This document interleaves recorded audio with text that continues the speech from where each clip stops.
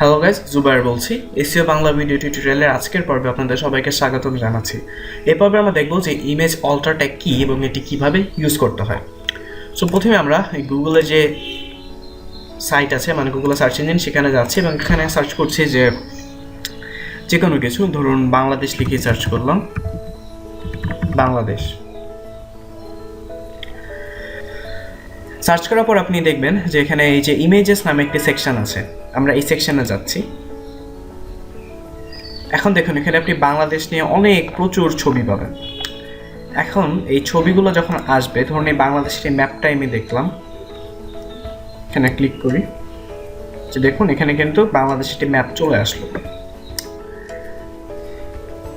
এখন দেখুন এই ছবি থেকে কিন্তু আমি এই যদি ভিউ পেজে দিই, মানে ভিজিট পেজ যদি ক্লিক করি, আপনি দেখবেন আমরা কিন্তু এই যে এই ছবিটি যে ওয়েবসাইটটা, সেই ওয়েবসাইটে আমরা চলে যাচ্ছি। ছবিটি হলো wikipedia.com একটি ওয়েবসাইটের, আমরা সেখানে চলে যাচ্ছি।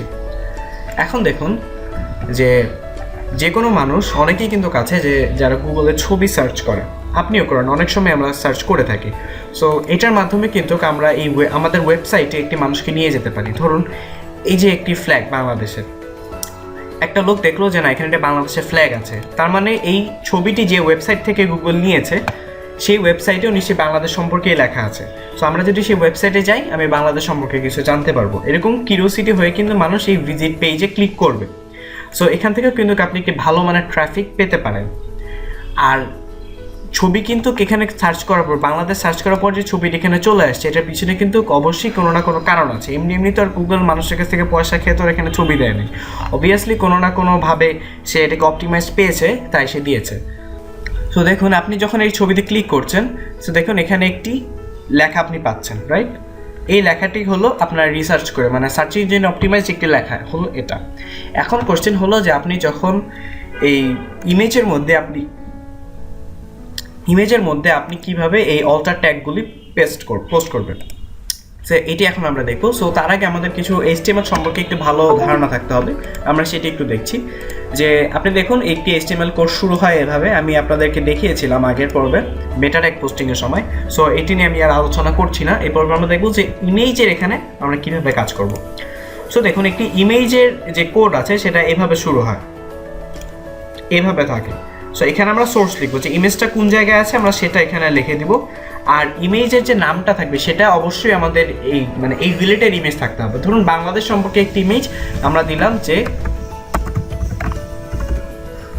বাংলাদেশ.png। আর সাধারণত এখানে ইমেজেস নামে একটা ফোল্ডারে রাখা হয়, সে ইমেজেস এটা নিয়ে আপনার কোনো কাজ নাই। আপনি এসইও ওয়ার্কার, এই ইমেজেস এটা নিয়ে আপনার কোনো কাজ নেই। আপনার কাজ হলো এইটুকু নিয়ে, এক্সটেনশন নিয়ে আপনার কোনো কাজ নেই। আপনার কাজ হলো এইটুকু নিয়ে, এইটুকু আপনি রিসার্চ করে ওদেরকে বের করে দেবেন, আর কিচ্ছু করবেন না। আর এখানে হলো অল্টার টেক্সট দেবেন। অল্টার টেক্সট মানে কি, এই যে আমরা যেটা দেখলাম যে ওই লেখাটা যা থাকে একটি ছবি সম্পর্কে, সেটি হলো অল্টার টেক্সট। এখানে আমরা অল্টার টেক্সটে দিব, এখানেও আমরা ধরুন বাংলাদেশ দিলাম, ঠিক আছে? এটি হলো আপনি যখন HTML কোড এডিট করতে যাবেন, এভাবে আপনি এটা যখন ব্লগ স্পটে করবেন ঠিক এভাবেই করবেন। আমি এটা দেখাচ্ছি না, আপনার নিজের ওয়েবসাইট HTML কোডে যখন করবেন আপনি ঠিক এই সেম প্রসেসে করবেন। সো এখন আমি দেখাবো যে আপনি ওয়ার্ডপ্রেসে যদি করতে চান তখন আপনি কিভাবে করবেন। ধরুন আপনি একটি ছবি আপলোড করবেন, এই মিডিয়াতে যাবেন, অ্যাড নিউতে ক্লিক করছি, সো সিলেক্ট ফাইলস। ধরুন আমরা এই ছবিটি আপলোড করলাম, ওকে? এখন ছবিটি কিন্তু আপলোড হয়ে গেছে। এখন যদি আমরা এডিটে ক্লিক করি,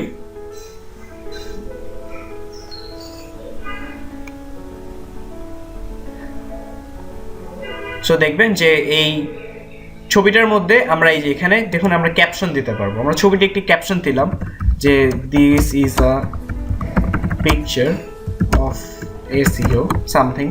এখানে আপনি অল্টার টেক্সট দিবেন। অল্টার টেক্সট কোনটা? এই যে আমরা যেখানে লিখেছিলাম এই অল্টার টেক্সট, এটি হলো অল্টার টেক্সট, এটি আমরা দেব। আর তারপরে হলো আমরা ডেসক্রিপশন একটি দিব। এবং এই জিনিসগুলো আমরা যত রিসার্চ করে কাস্টমাইজিং করে বানাবো, বা মানে যতভাবে আমরা রিসার্চ করে লিখবো এটি তত গুগলে র্যাঙ্ক করার চান্স সব থেকে বেশি। সো আশা করি আপনারা এই ইমেজ অল্টার ট্যাগের পার্টটি বুঝতে পেরেছেন। সো ইনশাআল্লাহ আগামী পর্বে শুভেচ্ছা জানিয়ে আমি আজকের পর্ব এখানে শেষ করছি। ধন্যবাদ।